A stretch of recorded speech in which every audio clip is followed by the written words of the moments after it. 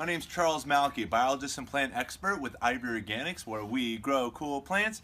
And today we're going to be talking about planting avocados. And here in my lap I have what's called the Pinkerton avocado. If you want to zoom in and take a look at this image over here. And it reads on the label that it's a tasty edible fruit, ideal for fresh eating, heavy producer, ripens October to January. On the back side, let's see if it says anything about pollination. And this one doesn't, but I do have some other labels I want to share with you that do.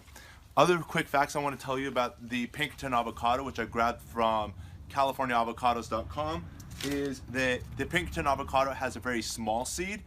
The Pinkerton avocado can tolerate shade better than most other varieties of avocado, so the flavor is supposed to be as good a quality avocado as the Hass avocado, and also has fruit that are about twice the size of the Hass avocado, and it bears a lot more vigorously than most other varieties of avocados. So there's just so many pluses when it comes to the Pinkerton avocado. Great taste, excellent peeling, small seed, large fruit. Those are just some of the characteristics. When it comes to labels, when it comes to picking out your avocado, there's two different types. One's called the type A and the other a type B. The Pinkerton is a type A avocado. The Hass avocado is a type A avocado. But behind me over here is the Fuerte avocado tree, and this is a type B avocado. If you've got room in your property for two avocados, then consider planting a type A and a type B. But it's not necessary to have two avocados in order for your avocados to bear fruit. Despite the fact that some of these labels over here, which I've grabbed from other avocados that I've planted here in my garden and other gardens around the community. But take a look at this over here. Fuerte avocado. And it reads right here on the top of the label, this fruit needs a pollinator. And again, we just said, and this is a fact, avocados do not need another avocado for pollination. This one over here, this fruit needs a pollinator. So see back, I'll show you what it says here on the back. It says, use one of the varieties listed below for pollination. The Bacon, Fuerte, Jim, Nabal, Winston, and the Zutano. So those are all, if this here is the Hass, which is a type A, then all of these are type B avocados. And that's the reason those names were listed. Over here, this label says self-fertile. Reed avocado. Here's another label, says self-pollinating. This plant will fruit without another variety, and the label on this one says Hass avocado. So there's conflicting information among the growers, but if you do have room for two avocados, what having both a type A and a type B avocado will do for your avocado trees is it will result in larger fruit, and it will result in higher and heavier yields, and that's what most of the research supports, and that's the reason behind introducing another avocado. It'll increase your yields on average somewhere between 5% to as much as 20%, depending on the year and other factors and variables. So consider planting again a type A and a type B avocado. One other thing I want to share with you is this tree, which I just picked up from the nursery, you can see is coated in this white paint. And I called the grower, which is over here. You can see right down at the bottom, says grown by Laverne Nursery. And so I called the grower and I said, what is this stuff on here? And they said it's simply white paint. They took some paint and they painted on there. I'm like, why would you do that? And they said to prevent sunburn and sun stress to the tree. We're going to be talking about a couple other products which are organic based and have other benefits to your plants when applied to them. So we'll be doing that shortly. But before we do, take a look at the other trees behind me. I've got here the Fuerte avocado, and this one was installed just like this Pinkerton about a year and a half ago. So this is less than 18 months, and you can see that it's about 7.5 to 8 feet tall. And then over here is my Hass avocado, and you can see that the central leader is about 9 to 10 feet tall. And this one also is about 18 months. When I installed it, it was probably closer to 4 feet tall when it was in the ground. And what I'm going to do now, and I usually do a whole video on pruning, but I'm running out of time. I just want to share with you that if your goal is to keep your plant more compact, there's two different things you can do. One being you can bend the branch out of the way and try to shape the plant to go in another direction. But my goal today is to remove the central leader, like so. And what I'm doing, if you come in a little closer, I know some of you guys like to see this. What I'm doing is I want these branches to be my leading branches, and this is going to create the canopy, and it's going to help me keep the plant a little bit more compact. But I'm basically going about a 1/4 inch above the next highest branch, and I'm pruning it at an angle. And what I'll do next is I will coat it with the Ivory Organics product and then spray the entire upper part of the tree, as this branch offered some sun shade to the upper part of the tree, and with the Ivory Organics spray I'll be able to cool off the upper canopy as it continues producing more branches and more leaves to cool off the lower branches and trunk. What I've also done by removing the central leader is I've now encouraged more growth along the side of the tree. All of these other branches will continue to grow out and will become a lot more thicker and more vigorous as a result of removing the central leader, as I'm now encouraging these lower branches and giving them a chance to gain the resources and the nutrients from the ground up. Let's get back into planting. Follow me. So we've just prepared the hole right over here. We went no deeper than the size of the container. If we take out the shovel, you can see that if we put the container in here, it's going to rest beautifully in there. The goal when we're done is to make sure that the plant is no deeper than the level of the ground. We don't want it to go not a 1/2 inch and not an inch deeper than the level that it's at in the container. In regards to the level that it's at in the container, I just pull this back, but if you take a look over here, when I got this avocado, I was looking for the seed. And what I did was I pulled back on the soil and I found the seed right down here. This grower put a little bit too much soil over the seed. It should have been at this level. They buried it at least a 1/2 inch, if not an inch, too deep in the pot, which I'm going to correct when I install it in the ground. If we go up a little further, you can see that the graft line is right there. There's a V that is right in the rootstock, and then this is the scion wood, the desired flavor of the avocado that was grafted on top of the rootstock. What we're going to do next is improve the soil condition. We've just excavated all of this dirt, and then we're going to now add some compost. You can add either your own compost from your garden, just make sure that it has sufficiently broken down before bringing it in. If you put in green clippings and material that hasn't quite composted all the way down, you risk the fact that those materials will rob the nitrogen out of the soil and also possibly contribute towards rot. Avocados are especially sensitive to too much moisture, and you are going to want to make sure that if you're going to add compost, that you make sure that it's sufficiently, again, broken down. What I have over here is a product made by Kellogg's, and they're labeled called Grow Mulch. There's another product called Amend.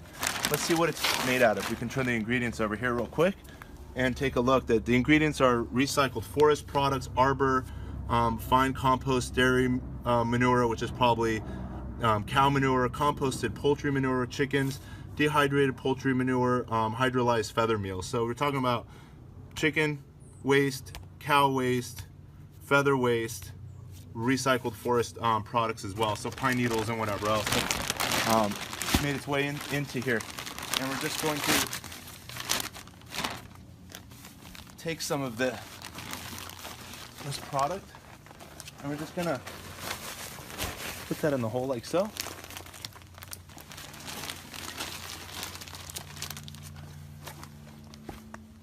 And it's recommended that you add about 50% compost to your 50% native soil.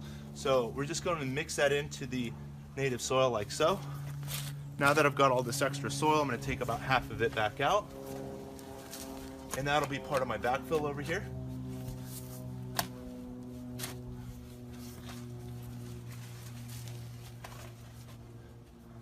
Take a look at this. One of these guys just came out, little earthworm. What we're going to do next is we're going to now enrich the soil. In addition to the compost, we're going to add a product like this. This product also made by Kellogg's, and it's not necessary. I know Espoma makes products Dr. Earth makes products. There's a whole line of organic products, and again, they're derived from, let's see the ingredients over here, bone meal, poultry manure, feather meal, kelp meal, and alfalfa meal. So again, a lot more organic products going back into the soil.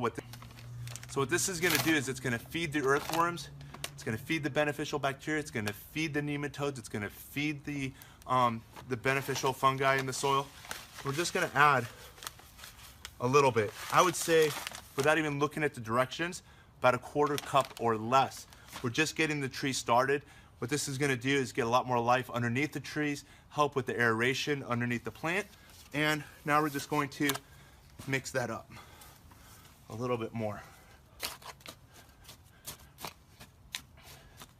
And we're done. So now we've prepared the hole, we've enriched it with compost, we've enriched it with an organic fertilizer, and now it's time to plant the tree. When removing the plant from the pot, it's advised to press a little bit on the container to loosen it from the sides, and then I like to angle it down like so, and tap on the bottom, and here it comes. Take a look at those roots. So you can see the roots, actually they're there. They're just not as wide as the ones on the side, but it's advisable to kind of wake up those lower roots and make sure that they're not root bound, which means that they're all coiled and could potentially strangle the tree in the future as those roots grow. You want to make sure that they're all growing down and out from the tree. So just by doing what we did, we're going to help wake up the plant. I'm going to put it in the hole, and you can see, if I get my stake over here, I kind of use this as a level. We're going to need to bring the plant up a little bit more. We can see that we're going to have to bring the plant up about another inch. I'm hoping you can capture that on the camera. Here, if I'll spin it a little bit more so you can see it. So we're going to want to get this seed, the avocado seed, up a little higher. Another point I quickly want to make about the avocado seed is the avocado seed is a cross between the male and the female parts that then went to make the child, which is the seed. So the genetics of the seed is maybe related to the parent tree. So if you got a Hass avocado and you want to plant those seeds and hopefully enjoy Hass avocados in your garden, you don't have a Hass avocado. It may be related to a Hass avocado, but it could also, might as well be, you know, a larger avocado. It could be a smaller avocado. It could bear less frequently. It might be fruitless. You're basically getting just like the children of parents. They're related, but sometimes they're different.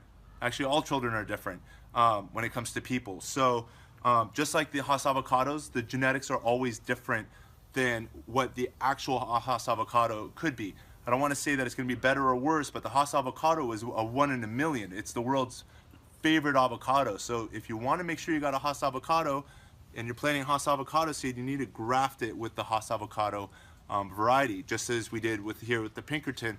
They took the Pinkerton cutting and grafted it onto the rootstock of this particular seed, whatever that seed variety may be.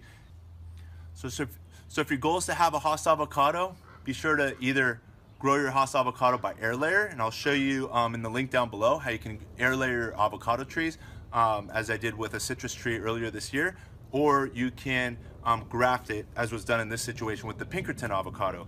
We're now going to backfill. Actually, before we backfill it, like I said, we're about an inch too low on the ground. So we're going to pull this tree back up, add a little more soil, and now you can see we're right where we want to be. And now we're just going to backfill the rest of this around. I'm going to take my organic fertilizer as well and add a little bit more to this mix of native soil with the amended compost that was added. We're just going to mix that all around the plant like so.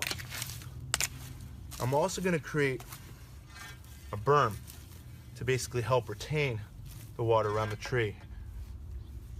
And you can see that I'm pressing down, not too hard and not too soft. I'm pressing to basically remove any air pockets that may be around the avocado tree. And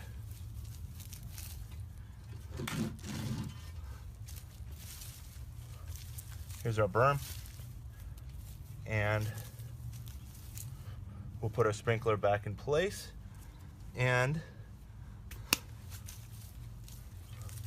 I'm just going to top dress it one more time with a little bit more organic fertilizer. And we can just mix that in like so. One other thing before we go any forward, if you come a little closer, you can see all these green bands that are on the tree. These green bands need to be removed. If you wait another couple of months, these bands will actually strangle the avocado tree from growing. It'll trap the water and the minerals and the nutrients from flowing up and down the tree.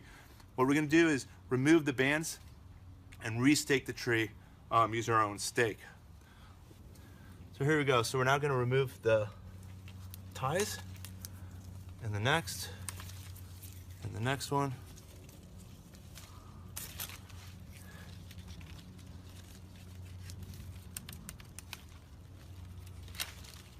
And we can just pull that out like so.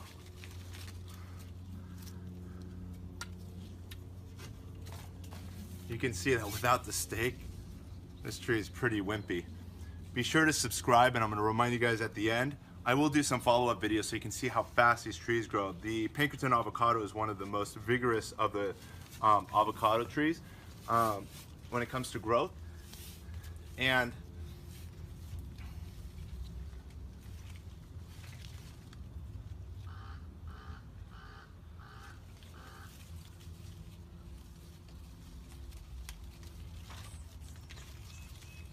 And you can see the importance of staking your trees to make sure that they remain upright while their supporting structure gets stronger, the underlying wood, to help support this tree on its own.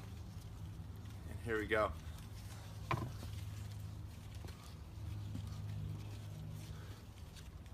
That'll support it. What I'm going to do next is I'm going to wrap my twine around just the stake and not the tree trunk, and then I'm going to tie a really tight knot to hold my supporting ties at this level.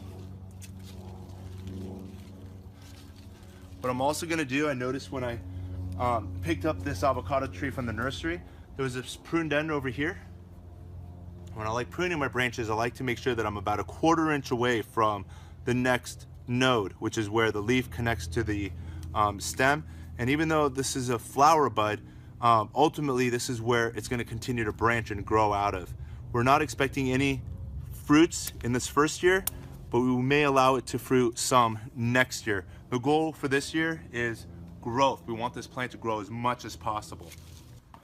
The next step here is we got to water the plant, and I've got here some sprinklers which I can turn on. Hopefully I got the right zone.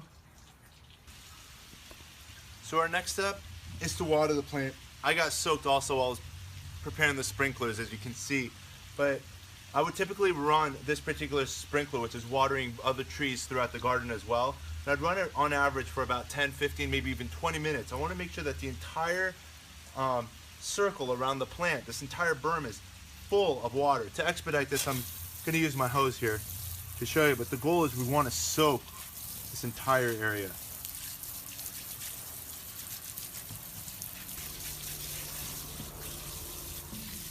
So you can see now this entire area is filling up with water.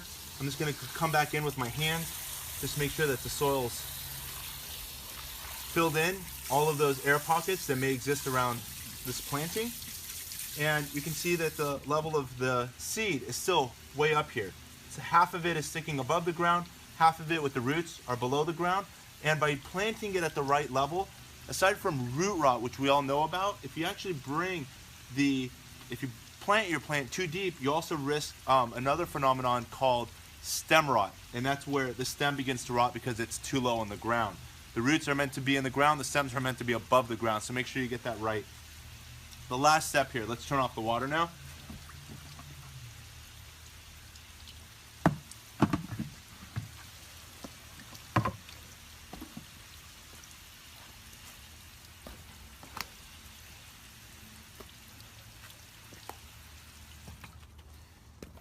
So the last step is to protect your plant from sunburn and insects and rodents. We've had an issue in this garden with whether it was a mole or a vole that actually girdled and actually chew all the way around the tree.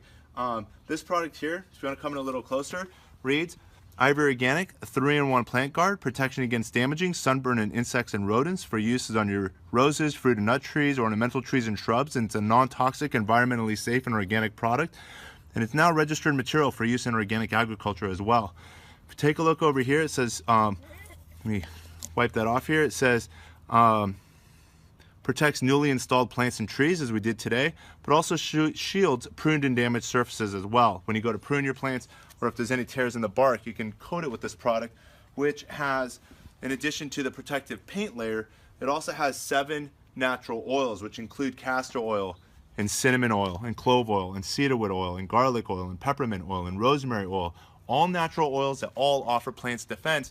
All of that is infused into this product and offers a time-release breakdown. And you can see that some of this paint that they put on the tree has since fallen off. I noticed while I was planting the plant that there was also some paint materials within the soil. And keep in mind that paint is designed to last for decades and beyond. It's meant to last forever. We know that when we're applying it to the skin of the plant, this tree is naturally going to grow and expand, and all of that exterior stuff is going to fall off. Hence the reason and the importance for doing things organically. What we're going to do here is we're just going to open the product like so.